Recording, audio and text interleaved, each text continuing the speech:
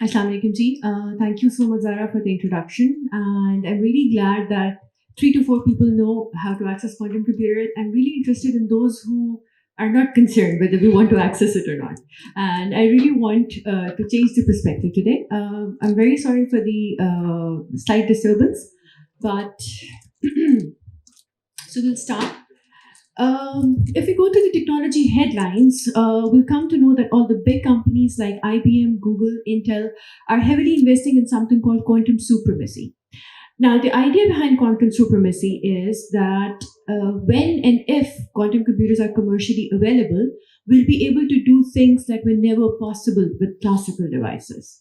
So, given this big claim, my talk is today about answering 3 questions. One is, what is quantum computing?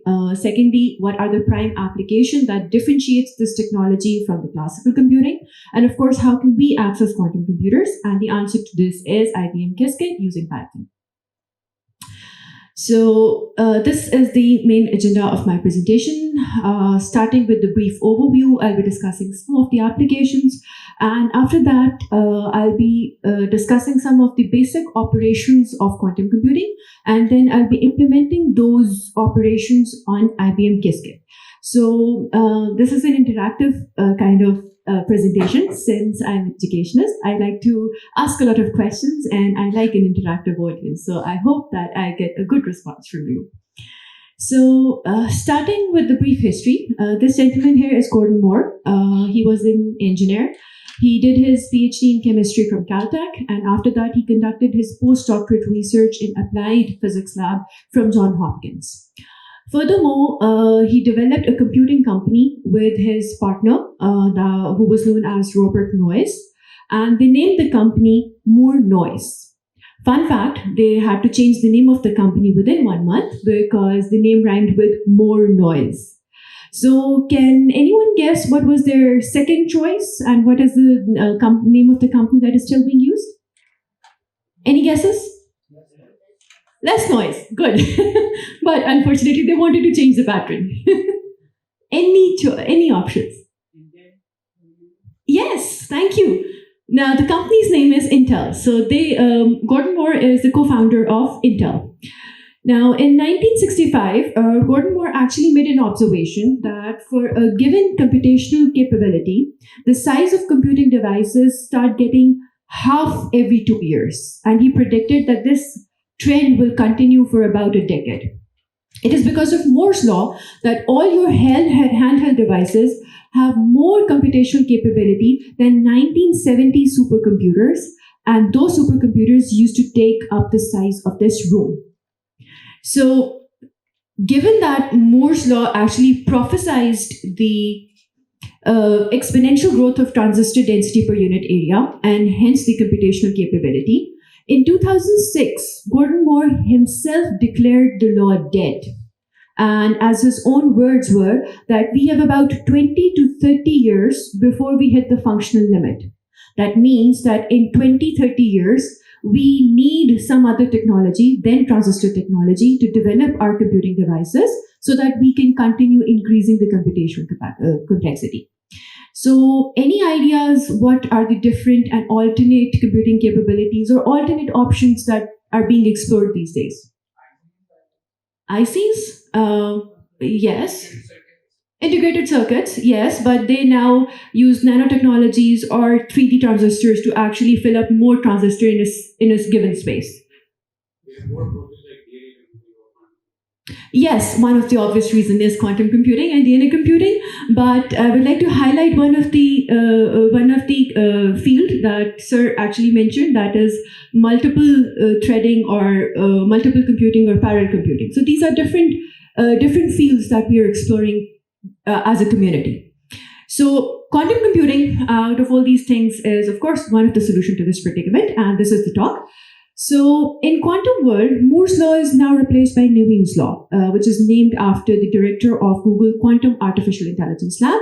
And this law states that with the increase or with the advancement in quantum processors, the computational capability will now increase at the rate of double exponential as opposed to exponential rate that was being predicted by the Moore's law. So if this is the case, we need to learn about what is quantum computing, and most importantly, what can we do with such magnitude of computational capabilities. So quantum computing has the potential to actually govern the outcomes of various industries and various fields of science. Some of the most important applications is that quantum computing can predict weather very accurately. They can offer a faster simulation, so they can accelerate the drug trials. They can effectively provide unhackable security, lightning fast communication, and unmatched precision in sensing. But in order to actually give some perspective to the claim, I would like to share a recent example. A paper was published on November 2023, and in which the researcher claimed that he was able to break RSA using a quantum computer. So I would like to ask, does anyone know what is RSA? Yes, sir. It's a public key encryption system. Yes, so it's a public key or asymmetric encryption system that is practically securing all our communication network today. So if someone claims that he's able to hack or he's able to break RSA, what does that mean? That means the Q day is coming. So what is Q day? Q day is the time when the quantum computers will be commercially available, and they will be able to actually apply a brute force attack on all the encryption algorithms that are commercially available today and that are responsible for securing our communication today. Right? So if the Q day is coming, what should we do? Up the game. Up the game, of course. So we should actually prepare quantum safe solutions so that we can secure our communication networks when the time comes, that is the Q day. So in order to start that, the first step is to educate ourselves about the technology.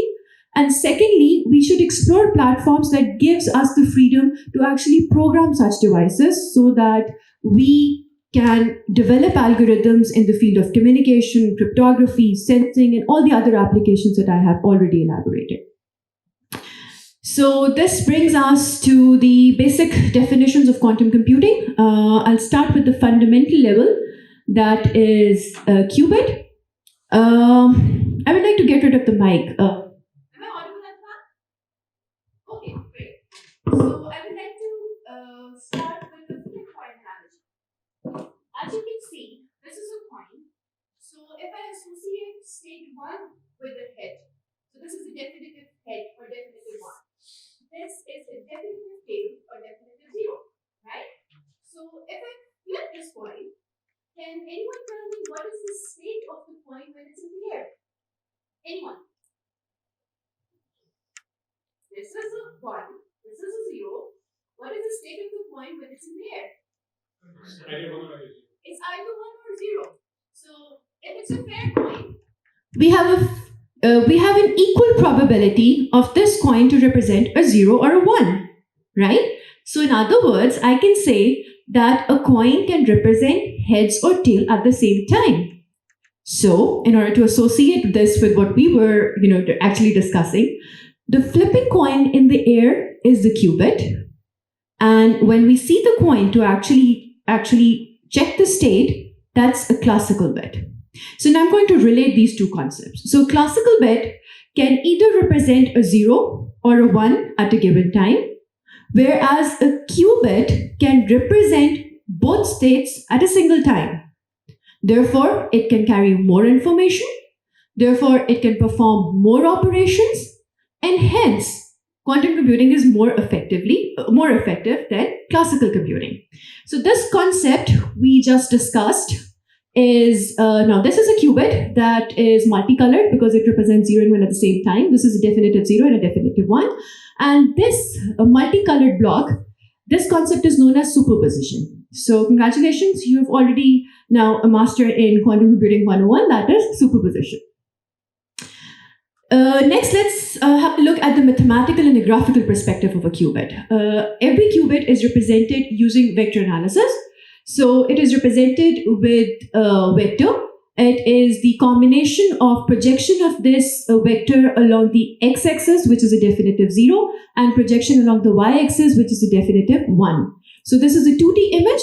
If I convert it into a 3D image, it is a unit sphere And technically, it is known as a Bloch's affair. So in Bloch's affair, the North Pole actually defines the absolute 0. The South Pole actually defines the absolute 1. And it goes without saying that qubit can assume any position in this affair. And how many positions it can assume?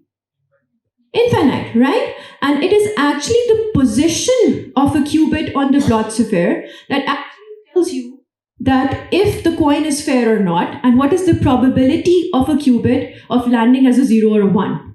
For example, if we are standing at actually this position, so we are actually in the middle of a affair. So we have a 50% probability of a landing 0 and a landing 1. Whereas if I'm standing somewhere here, now we're more inclined towards 0, so greater probability of having a 0 and then a 1. Okay? So, with me so far?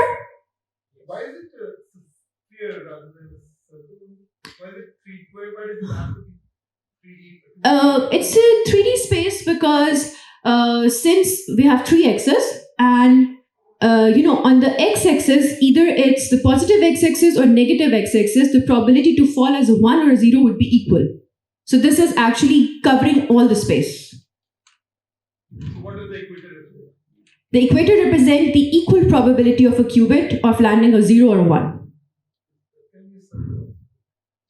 But circle does not add a third dimension. Okay, so to elaborate further, this alpha and beta are actually complex numbers. And if it's a complex number, the third dimension is added.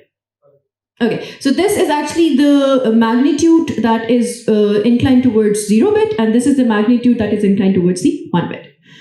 Okay, so now I'll be discussing 5 operators, basic operators of quantum computing, and then you'll remember the results of those, and then we'll actually code them on IBM Qiskit. Okay, so the first operator is quantum measurement. Quantum measurement is basically the process of converting a qubit into a classical bit. So going back to the coin analogy, when the coin is in air, it's a qubit, and measurement means that we see the coin to check who won the toss. Okay, so this is the first and the fundamental unit of quantum computing. The second is, for the second, third, and fourth, I really need your help. So again, I'm going to get rid of that mic.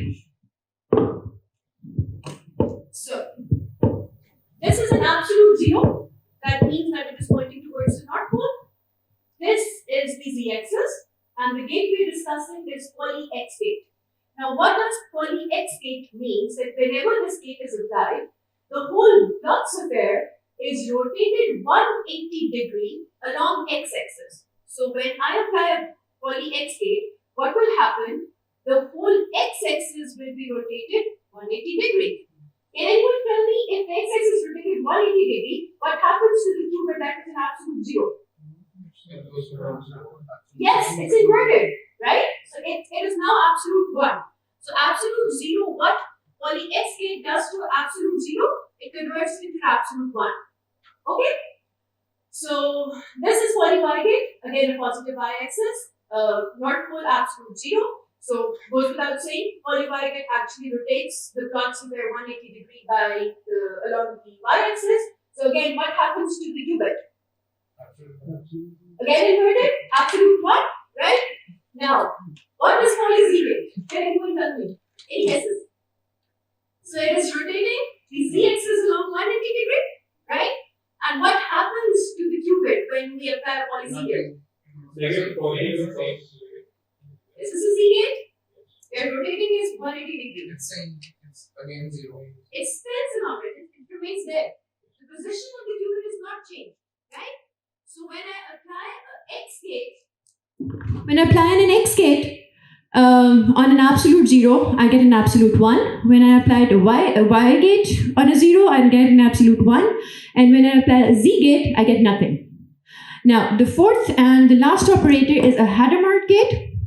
So in Hadamard gate, actually converts the absolute 0 into a superposition state that has equal probability of landing as a 0 or a 1. Okay? So now I really need all of you to remember this because Adit se majboor, I'll be asking questions. So how can we access quantum computers? IBM is very generous to provide us a platform. IBM Quantum Platform के नाम से you can make a free account out of it. Whenever you log into it, you get this kind of a screen. Here, there are resources that we have available to code. So we, in the free account, we have 5 simulators and 3 instances that these are 3 actual quantum computers. Now for the free version, as you can see that we have a quota of 10 minutes per month for usage. So we can only access quantum computer for 10 minutes. And we can definitely access it afterward, but it charges about $62 per second. So I really don't want to use it. So if anyone wants to use, more than welcome. Okay, so there are 3 different options available for coding a quantum computer. One is a quantum composer. It is a sort of a drag and drop option. We actually drag and drop different operators and we get the results in the Bloch sphere. Just for the testing, the results are from the simulator. The next is IBM Quantum Lab. This is basically a cloud service that is Python enabled. Whenever we click it, we get a Jupyter notebook, and then we can actually code a quantum circuit, and then we can connect it to one of the simulators or the instances that we have available in a free account, and then we can get the results. And this system is compatible with Python 3.8 and above.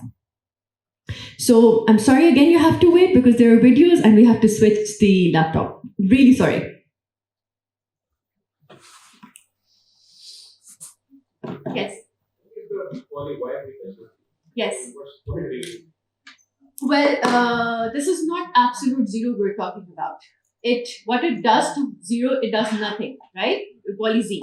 But it may do something to any other position of the qubit that is in the Bloch sphere. I'm just giving the examples with one certain position of a qubit. But this is not true for every position of the Bloch sphere. Yes? So, I wanted to know about qubit, like how is it actually implemented at the hardware level? Because as far as the classical is concerned, I mean, the threads are in electronic source, but it's maps to like low voltage and high voltage. Yes. Or no voltage. But how does it play out? Well, there are different technologies to implement quantum computers. One of the most common is photon-based or the electron-based. So it's a nanotechnology, subatomic particle-based. So if you've heard about the Heisenberg experiment, every subatomic particle spins around itself. So when it spins around itself, it forms a vector. So if it's spinning like this is the vector. And this is the actual position of the qubit on a quantum sphere. So whenever every subatomic particle has a unique spin. Even by a degree, it has a unique spin. So whatever subatomic particle actually spins, it creates a vector that is a position on a Bloch sphere. Okay, ji. So everything set? Good. So this is a video of Quantum Code Composer. I'm sorry, I really wanted to, go it hitch-free. That's why I made the videos, and I'm sorry to the delay. So whenever we access the quantum computers, this is the Quantum Code Composer. Here we have a menu of different gates that we'll be using. This is actually the graph that gives you the result, and against the probabilistic result, and this is the Bloch sphere that gives you. We have 1 qubit and 1 classical bit that is available. We can always add more qubits. So if this is a single qubit and I'm implementing here the X gate, in IBM Qiskit, the base value of every qubit is absolute 0, right? So if we apply the X gate to absolute 0, what should we get? 1. So this is actually shown in the Bloch sphere. And next, this is a measurement block. When I apply a measurement block, this is the result which we get. And I'm sorry if you cannot see, the output is 1 with 100% probability. So no matter how much coins we flip, we'll always get an absolute 1. So as we drag and drop different operations, here's a code that is automatically being generated. You can use that code as well, and you can use your own circuit design for coding as well. So the next feature that is available is Quantum Simulator. Now, again, this is the Quantum Lab that we're going to connect. So here I would like to pause for a bit. If you can help me. So whenever we have, this is, yes, it restarted actually. No. Propicek. We can start again. इसमें खुलेगा ना? इसमें खुलेगा. ठीक है जी. I'm sorry I cannot pause it and show it to you, but these are the three libraries that we need to import before starting. One is Qiskit to design the circuits, the other is visualization to actually check the results, and the third is IBM Runtime that actually allows us to connect with different servers, simulators, and instances. The next step is actually to connect your account with the server. You have a unique token that is available. So in order to access this unique token, we'll go to the dashboard, and on the dashboard on the right side, we have the API token. So we have to copy that token into our code in order to have our individual access so that the people can keep track of what we are using and how much we have used. Now, this is a quantum circuit. The library has two attributes. The first attributes actually tell you the number of qubits, and the second attribute is number of classical bits that we're going to use. So in this circuit, I'm using 4 qubits and 4 classical bits. So on the least significant classical bit, I'm actually applying an X gate. The next qubit, I'm applying a Y gate, and for the next qubit, I'm applying a Z gate. And fourth qubit, I'm leaving it as it is. And remember, in IBM Qiskit, the default state of every qubit is 0. Right? So this is a barrier that is for the theatric purposes. You actually can, separate your design. And then this is a measurement code in which you actually maps your 0th qubit to 0th classical bit, first qubit to the first classical bit, and so on and so forth. So before looking into the output, can anyone tell me that I have a 4 qubit input starting from the least significant bit? The 0th qubit has X gate applied. So when the 0th qubit has X gate applied, what output should we expect after 1, right? So the first qubit has Y gate applied, 1. Then the Z gate applied, 0. And if I do nothing, then 0, correct? So when we actually connect the quantum simulator and we actually define the shorts, I am so sorry. When we define the shorts, we say 1000. That means that we're going to flip the coin 1000 times. And when we get the result, and I could see the graph that was there, which will be again available at the end of the video, then we'll get the result of 0011 with the 100% probability, and that's how we get the results. So next is, I think that is fine. And the next thing that is available is accessing actual quantum computers, in which in this video, I have implemented the same circuit, I've used the same libraries, but the only thing difference is that instead of adding the quantum simulator, I've actually added the instance that I'm going to be using. Now, it takes a lot of time, about 1 day if the job is available. So for a single gate to calculate, the last time it took me 12 hours. So I queued it in and I turned off my laptop, and then after 12 hours I saw that the result was there. And unfortunately, if you have an error in the code, then your time is actually consumed. So the important thing is that you should actually be very sure that your circuit is absolutely working on the simulator before sending it to the IBM cloud. The coding is the same, the circuit is the same, you just have to change the name from the simulator to one of the instances that is available.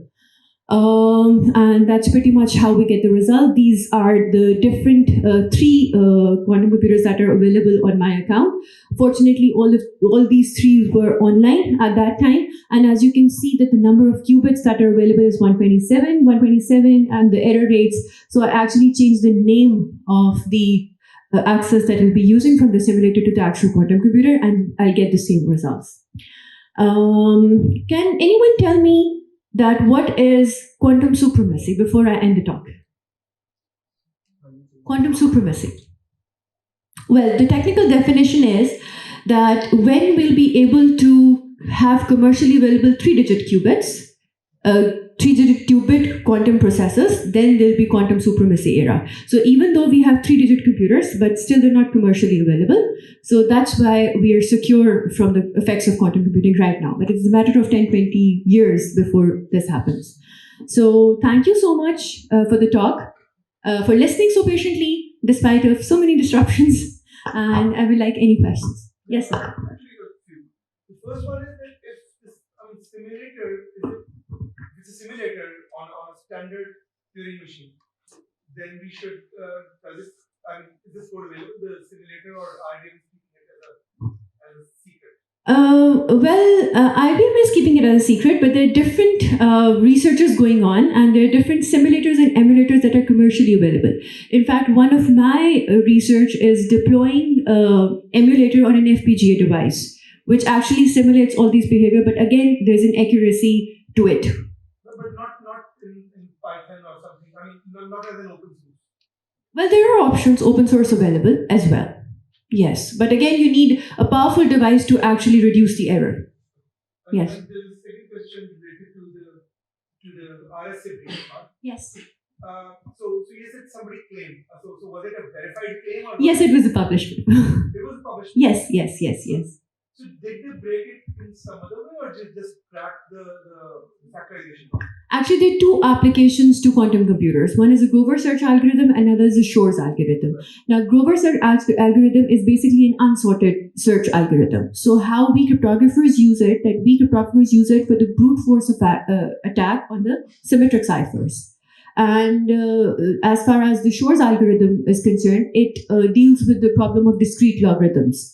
So as we know that RSA is based on the difficulty of the discrete logarithm, and Shor's algorithm actually time effectively calculates the reverse of the one-way function. That's why Shor's algorithm is responsible for breaking RSA. So is it equivalent to factorization? Yes, it is. Shor's algorithm actually factorizes it. So we have a factorization problem solved in quantum. Yes. Through Shor's algorithm. Through Shor. Yeah. But it doesn't work on elliptic. No, ellipticers are still safe. Or do we have a proof that quantum will be able to break the Shor algorithm or something? Well, NUST actually regularly publishes different protocols, and they have a call open of post-quantum cryptography. So one of the way to go about is to use different operators other than the elliptic curves or the discrete algorithms. And as per the NUST publications, AES, DES, RSA, these are all vulnerable. So they've published that these are vulnerable, so we need to solution alternates. Not elliptic curves yet. Yes.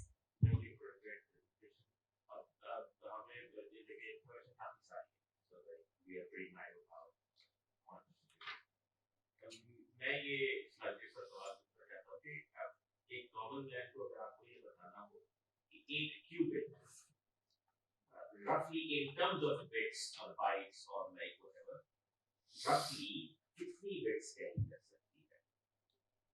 एक qubit 2 classical bits carry कर सकती है. One that represents a 0, one that represents a 1. And when we talk about a 2 classical bit numbers, the amount of information that is stored in a qubit actually exponentially increases. So for a single qubit, it can store 2 classical bits in it. No, but when we say, okay, जब हम एक qubit को एक spherical set पे represent करते हैं और हम ये कहते हैं कि हम जो leverage करना चाहते हैं वो basically as you said the equipetition is going to be at some atomic level. Yes. तो हम उसकी बहुत सारी states जो हैं उसके अंदर information copy करने की कोशिश कर रहे होंगे. Is that something like that? Well, to answer this question, थोड़ा सा अच्छे bubble में, again हमारे पास classical problems हैं. We do not have problems कि ये qubits हैं. We have to solve them and get the answer in classical quantum bits, right? So we start with classical bits. We map 0 with North Pole. We map 1 with the South Pole. This much we have in position in our hands. Then we have counterparts of logical classical gates in the quantum computing. So, for example, if you want to implement the XOR gate, I have a separate circuit in the quantum world to implement the XOR gate, right? So, using these counterparts, I can implement my circuit in the quantum world, and then I can get the results more efficiently. So, I hope that answers some of the question. Yeah, I mean, like, it cannot be 100% with me, but obviously, like, it has given us a lot of input into what. Yes. We have heard this word a lot. Yes. But not more than that. So, in simple terms, in the classical ciphers, what I do is that classical ciphers actually use the S boxes, the P boxes, the some simple substitutions or XOR functions. So, actually convert those algorithms that are classical in nature, that are programmable in classical devices, into the quantum counterparts, and then I implement it into IBM Qiskit, and then I use Grover search algorithm to actually check how much time I is required to retrieve the key. So, आपको ये कभी सुन के when you first heard that it will be implemented at sub-atomic level, how did you feel at that time? Like, हमें मुझे सुन के बहुत like ये अजीब महसूस हुआ। well, actually, I'm sorry I'm taking too much time. Actually, first of all, first time I heard this term was in San Francisco, and there was a professor in MIT who was actually working on it. So, thanks to him, he was so convincing that I couldn't doubt it for a minute that this was difficult.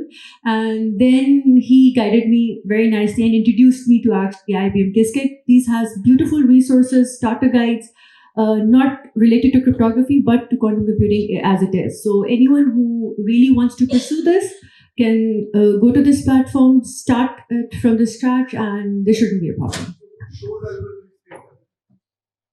Shore's algorithm explain कर देता है, but उसके लिए आपको थोड़ा सा पहले background और बनाना पड़ेगा, because I only explained superposition. That was the simplest to explain. Then we have entanglement, then we have non-cloning. So all these parameters, when you're clear about it, then you can.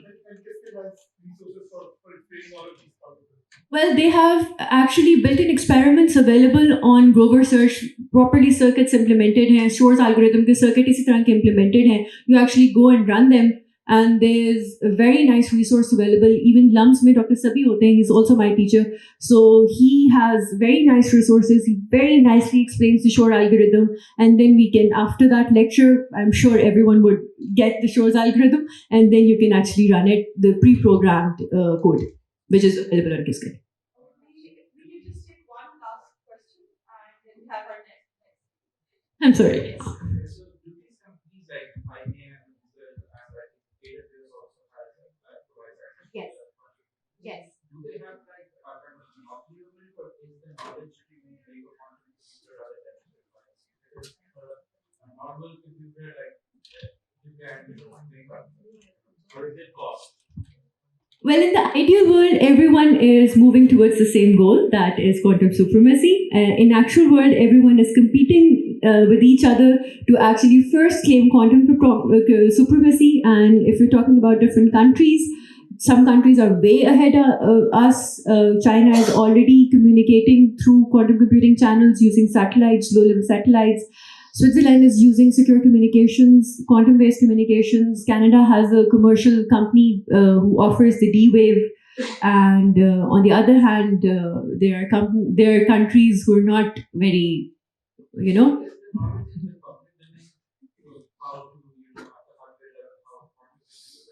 Well, in terms of resources, there are plenty of resources. And every IBM, Google, AWS, everyone offers plenty of resources. Yes, of course. If you follow the starter guide from the start, you'll have no problem. It will take time, but of course, no problem. That would be possible. You need a physicist, plenty of resources, a team, and then maybe. The next best thing is programming quantum computers. Thank you so much, Ji. Thank you so much for the patience.